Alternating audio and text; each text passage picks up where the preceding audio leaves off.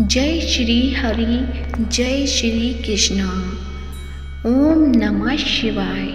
प्रिय भक्तजनों, आप सभी का मायरा वॉइस चैनल में हार्दिक स्वागत है। आप सभी का दिन शुभ और मंगलमय हो और विष्णु भगवान आप सबकी मनोकामनाएं पूर्ण करें। आज की इस वीडियो में हम सुनेंगे पौष माह का अध्याय 7, जिसमें आपको मैं सुनाऊंगी अश्वत्थामा द्वारा द्रौपदी पुत्रों का मारा जाना व अर्जुन द्वारा अश्वत्थामा का मान मर्दन। श्री सुखदेव जी कहते हैं कि परीक्षित अपने पिता की यह शिक्षा भगवान परशुराम ने जो आज्ञा कहकर स्वीकार की, इसके बाद वे 1 वर्ष तक तीर्थ यात्रा करके अपने आश्रम पर लौट आए। एक दिन की बात है, परशुराम जी की माता रेणुका गंगा तट पर गई हुई थी। वहां उन्होंने देखा कि गंधर्वराज चित्ररथ कमलों की माला पहने अप्सराओं के साथ विहार कर रहा है। वे जल लाने के लिए नदी तट पर गई थीं, परंतु वहां जल क्रीड़ा करते हुए गंधर्व को देखने लगी और पति देव के हवन का समय हो गया है, इस बात को भूल गई। उनका मन कुछ चित्ररथ की ओर खिंच भी गया था। हवन का समय बीत गया, यह जानकर वे महर्षि जमदग्नि के शाप से भयभीत हो गई और तुरंत वहां से आश्रम पर चली आई। वहां जल का कलश महर्षि के सामने रखकर हाथ जोड़ खड़ी हो गई। जमदग्नि मुनि ने अपनी पत्नी का मानसिक व्यभिचार जान लिया और क्रोध करके कहा, मेरे पुत्रों, इस पापिनी को मार डालो। परंतु उनके किसी भी पुत्र ने उनकी वह आज्ञा स्वीकार नहीं की। इसके बाद पिता की आज्ञा से परशुराम जी की माता के साथ सब भाइयों को भी मार डाला। इसका कारण था वे अपने पिताजी के योग और तपस्या का प्रभाव भली भांति जानते थे। परशुराम जी के इस काम से सत्यवती नंदन महर्षि जमदग्नि बहुत प्रसन्न हुए और उन्होंने कहा, बेटा, तुम्हारी जो इच्छा हो वर मांग लो। परशुराम जी ने कहा, पिताजी, मेरी माता और सब भाई जीवित हो जाएं तथा उन्हें इस बात की याद न रहे कि मैंने उन्हें मारा था। परशुराम जी ने इस प्रकार कहते हैं कि जैसे कोई सोकर उठे, सबके सब अनायास ही सकुशल उठ बैठे। परशुराम जी ने अपने पिताजी का तपोबल जानकर ही तो अपने सुहृदों का वध किया था। परीक्षित सहस्त्रबाहु अर्जुन के जो लड़के परशुराम जी से हार कर भाग गए थे, उन्हें अपने पिताजी का वध की याद निरंतर बनी रहती थी। कहीं एक क्षण के लिए भी उन्हें चैन नहीं मिलता था। एक दिन की बात है, परशुराम जी अपने भाइयों के साथ आश्रम से बाहर वन की ओर गए हुए थे। यह अवसर पाकर बैर साधने के लिए सहस्त्रवाह के लड़के वहां आ पहुंचे। उस समय महर्षि जमदग्नि अग्निशाला में बैठे हुए थे और अपनी समस्त कृतियों से पवित्र कीर्ति भगवान के ही चिंतन में मग्न हो रहे थे। उन्हें बाहर की कोई सुध न थी। उनकी समय उन पापियों ने जमदग्नि ऋषि को मार डाला। उन्होंने पहले से ही ऐसा पापपूर्ण निश्चय कर रखा था। परशुराम की माता रेणुका बड़ी दीनता से उन्हें प्रार्थना कर रही थी, परंतु सबों ने उनकी एक न सुनी। वे बलपूर्वक महर्षि जमदग्नि का सिर काट कर ले गए। परीक्षित वास्तव में नीच क्षत्रिय अत्यंत क्रूर थे। सती रेणुका दुख और शोक से आतर हो गई। वे अपने हाथों, अपनी छाती और सिर पीट कर जोर जोर से रोने लगी। परशुराम, बेटा परशुराम, शीघ्र आओ। परशुराम जी ने बहुत दूर से माता का हा राम यह करुण क्रंदन सुन लिया। वे बड़ी शीघ्रता से आश्रम पर आए और वहां आकर देखा कि पिताजी मार डाले गए हैं। परीक्षित उस समय परशुराम जी को बड़ा दुख हुआ। साथ ही क्रोध, असहिष्णुता, मानसिक पीड़ा और शोक के वेग से अत्यंत मोहित हो गए। हाय पिताजी, आप तो बड़े महात्मा थे। पिताजी, आप तो धर्म के सच्चे पुजारी थे।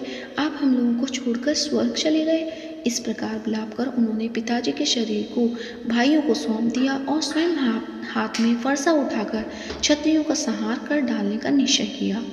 परीक्षित परशुराम जी ने महिष्मती नगरी में जाकर सहस्त्रवाह अर्जुन के पत्रों के सिरों से नगर के बीचों बीच एक बड़ा भारी पर्वत खड़ा कर दिया।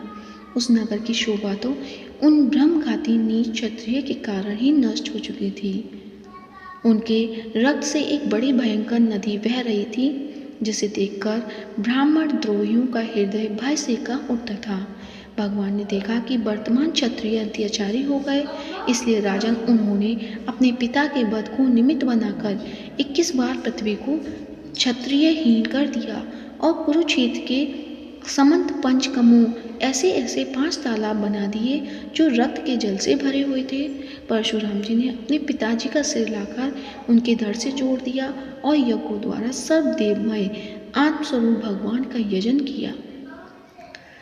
यज्ञों में उन्होंने पूर्व दिशा होता को, दक्षिण दिशा ब्रह्मा को और पश्चिम दिशा अर्धवायु को, उत्तर दिशा सामगान करने वाले उद्दातकों को दी।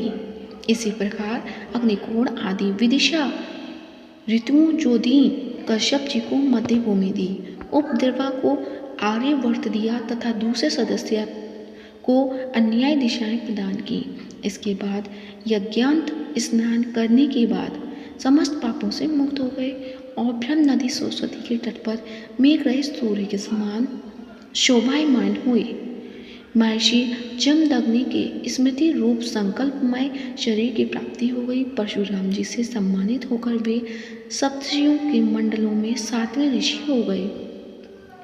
परीक्षित कमल लोचन जमदग्नि नंदन भगवान परशुराम आगामी मनवंतरों के सप्तर्षियों के मंडल में रहकर वेदों का विस्तार करेंगे।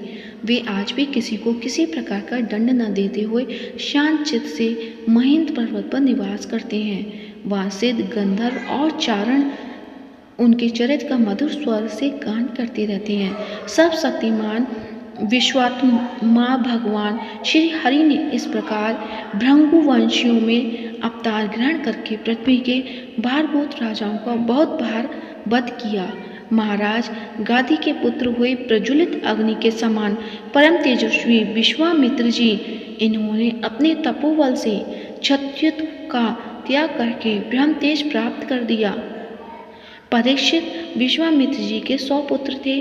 उनमें बिचले पुत्र का नाम था मधुच्छंदा, इसलिए वे सभी पुत्र मधुच्छंदा के ही नाम से विख्यात हुए। विश्वामित्र जी ने भृगुवंशी अजिगर्द के पुत्र अपने भांजे शुनहशेप को, जिसका एक नाम देवरात भी था, पत्र रूप में स्वीकार कर लिया और अपने पुत्रों से कहा कि तुम लोग इसे अपना बड़ा भाई मानो। यह वही प्रसिद्ध भृगुवंशी शुनहशेप था जो हरिश्चंद्र के यज्ञ में यज्ञ पशु के रूप में मोल लेकर लाया गया था। विश्वामित्र जी ने प्रजापति वरुण आदि देवताओं की स्तुति करके उसे 5 बंधन से छुड़ा लिया था। देवताओं के यज्ञ से ही शुनहशेप देवताओं द्वारा विश्वामित्र जी को दिया गया था। अतः देवी रातः इस व्यक्ति के अनुसार गांधी वंश में यह तपस्वी देवरात के नाम से विख्यात हुआ। विश्वामित्र जी ने पुत्रों में जो बड़े थे उन्हें शुनहशेप को बड़ा भाई मानने की बात अच्छी न लगी। इस पर विश्वामित्र जी ने क्रोधित होकर उन्हें शाप दे दिया कि दुष्टों, तुम सब मिलेच्छ हो जाओ।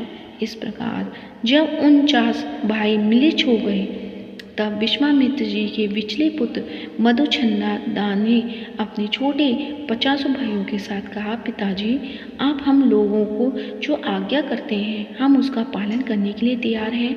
यह कहकर मधुच्छंदा ने मंत्रदृष्टा शुनहशेप को बड़ा भाई स्वीकार कर लिया और कहा कि हम सब तुम्हारे अनुयायी छोटे भाई हैं। तब विश्वामित्र जी ने अपने इस आज्ञाकारी पुत्र से कहा, तुम लोगों ने मेरी बात मानकर मेरे सम्मान की रक्षा की है, इसलिए तुम लोगों जैसे सुपुत्र प्राप्त करके मैं धन्य हुआ। मैं तुम्हें आशीर्वाद देता हूँ कि तुम्हें भी सुपुत्र प्राप्त होंगे। मेरे प्यारे पुत्रों, यह देवरात शुनहशेप भी तुम्हारे ही गोत्र का है। तुम लोग इसकी आज्ञा में रहना। परीक्षित विश्वामित्र जी के अष्टक, हरिजय और क्रतुमान आदि और भी पुत्र थे। इस प्रकार विश्वामित्र जी की संतानों से कौशिक गोत्र में कई भेद हो गए और देवव्रत को बड़ा भाई मानने के कारण उसका प्रवर ही दूर हो गया। तो प्रेम से बोलिए विष्णु भगवान की जय हो। अब सुनते हैं पौष माह में प्रतिदिन सुने जाने वाला आदित्य हृदय स्तोत्र। ओम अस्य आदित्य हृदय स्तोत्र इस्यागस्य ऋषिनु छंद आदित्य हृदय भूतो भगवान ब्रह्मा देवता नस्ता शेष बिंगतया ब्रह्म विद्या सिद्धो सर्वत्र जय सिद्धो चा विनियोग नमस्त विष्टे जगत देख चतुषे जगस्प्रतुषी स्थिति नाश हेतवे त्रैन याय त्रिगुणात्म धारिणे विचित्रे नारायण शंकरात्मने। उधर थककर चिंता करते हुए श्री राम जी रणभूमि में खड़े थे। उतने में रावण भी युद्ध के लिए उनके सामने आ गया। यह देखकर अगस्त्य मुनि भी श्री रामचंद्र जी के पास गए और इस प्रकार बोले, सभी के हृदय में रमण करने वाले हे महाबाहो, राम यह गोपनीय स्तोत्र सुनो। इस स्तोत्र के जब से तुम अवश्य ही शत्रुओं पर विजय पाओगे। यह आदित्य हृदय स्तोत्र परम पवित्र और सभी शत्रुओं का नाश करने वाला है। इसके जब से सदा ही विजय की प्राप्ति होती है। यह नित्य अक्षय तथा परम कल्याणकारी स्तोत्र है। यह सभी मंगलों में भी मंगल और सभी पापों को नाश करने वाला यह स्तोत्र चिंता और शोक को मिटाने वाला और आयु को बढ़ाने वाला है, जो अनंत किरणों से शोभायान नित्य उदय होने वाले देवों और असुरों दोनों के द्वारा नमस्कृत है। तुम विश्व में अपनी प्रभा फैलाने वाले संसार के स्वामी भगवान भास्कर का पूजन करो। सभी देवता इनके रूप हैं। ये देवता अपने तेज और किरणों से जगत को स्फूर्ति प्रदान करते हैं। यही अपनी किरणों से देवता और असुरगण आदि सभी लोगों का पालन करते हैं। यही ब्रह्मा, शिव, स्कंद प्रजापति, इंद्र, कुबेर, काल, समय, यम, चंद्रमा, वरुण आदि को प्रकट करने वाले हैं।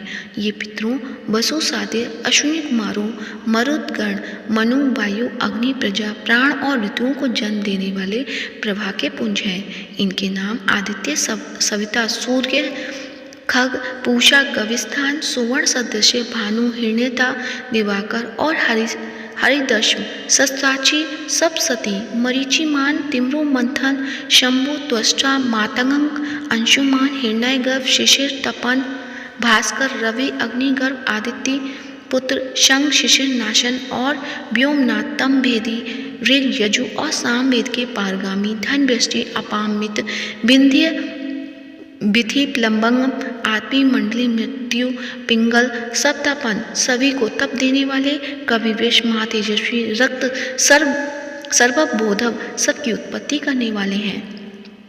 नक्षत्र, ग्रह और तारों के अधिपति, विश्व भावन, विश्व की रक्षा करने वाले, तेजस्वियों में भी तेजस्वी और द्वादशात्मा को नमस्कार है। पूर्व गिरि उदयाचल तथा पश्चिम गिरि अस्ताचल के रूप में आपको नमस्कार है।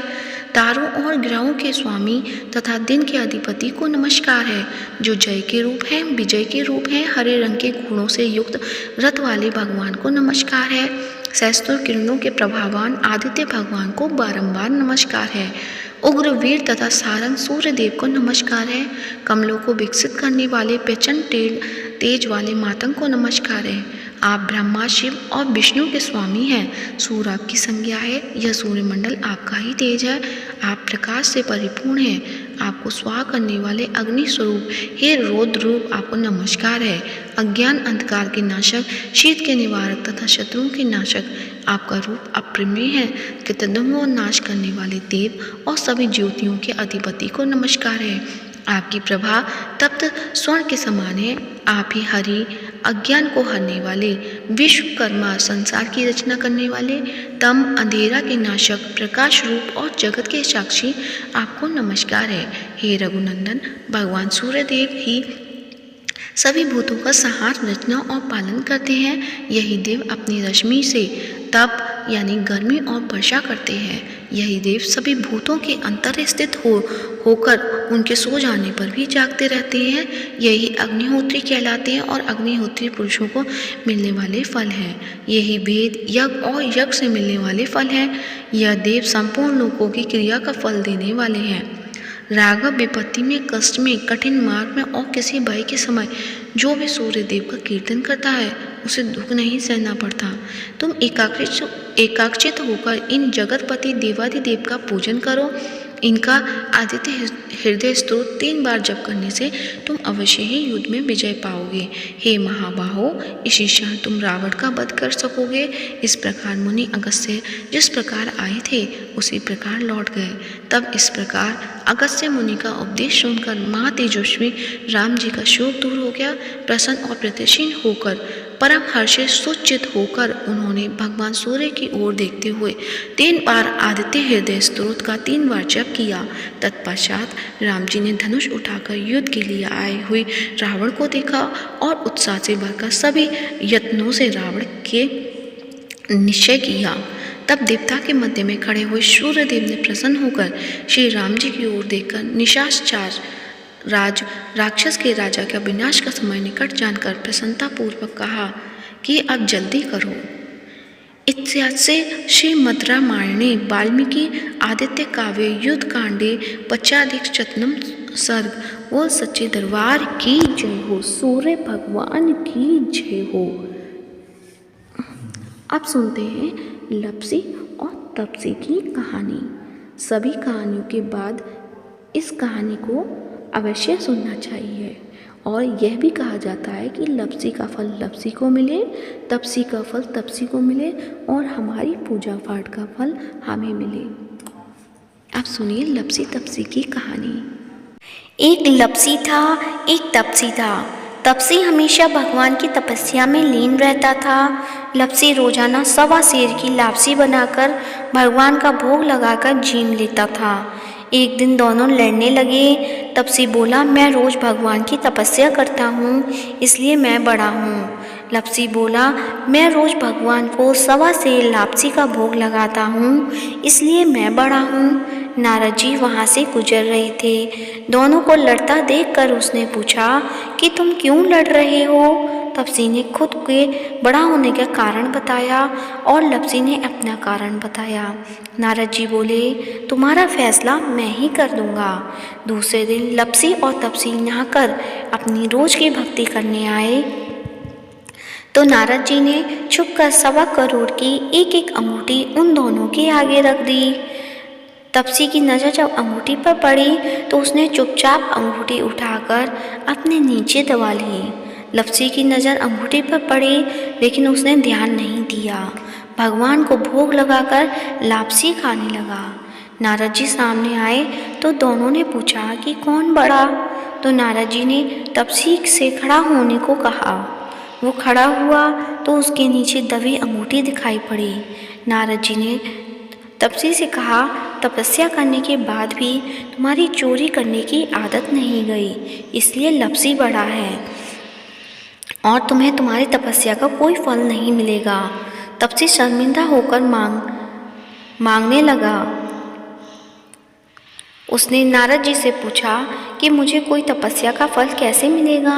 नारद जी ने कहा, यदि कोई गाय और कुत्ते को रोटी नहीं बनाएगा तो फल तुझे मिलेगा। यदि कोई ब्राह्मण को भोजन करवाकर दक्षिणा नहीं देगा तो फल तुझे मिलेगा। यदि कोई साड़ी के साथ ब्लाउज नहीं देगा तो फल तुझे मिलेगा। यदि कोई दिए से दिया जलाएगा तो फल तुझे मिलेगा। यदि कोई सारी कहानी सुने लेकिन तुम्हारी कहानी नहीं सुने तो फल तुझे मिलेगा। उसी दिन से हर व्रत कथा कहानी के साथ लप्सी और तपसी की कहानी भी सुनी और कही जाती है। तो प्रेम से बोलिए, लप्सी और तपसी की जय हो। लप्सी और तपसी को अपनी अपनी तपस्या का फल मिले और हमें हमारी पूजा का हमें फल मिले। तो प्रेम से बोलिए, भगवान विष्णु की जय हो। अगर यदि आज की वीडियो अच्छी लगी है तो वीडियो को लाइक करें, साथ ही ज़्यादा से ज़्यादा शेयर करें और साथ ही मायरा वॉइस चैनल को सब्सक्राइब करें और कमेंट बॉक्स में सूर्य भगवान की जय हो या भगवान श्री हरि की जय हो अवश्य लिखें। धन्यवाद। आप सभी का दिन शुभ और मंगलमय हो।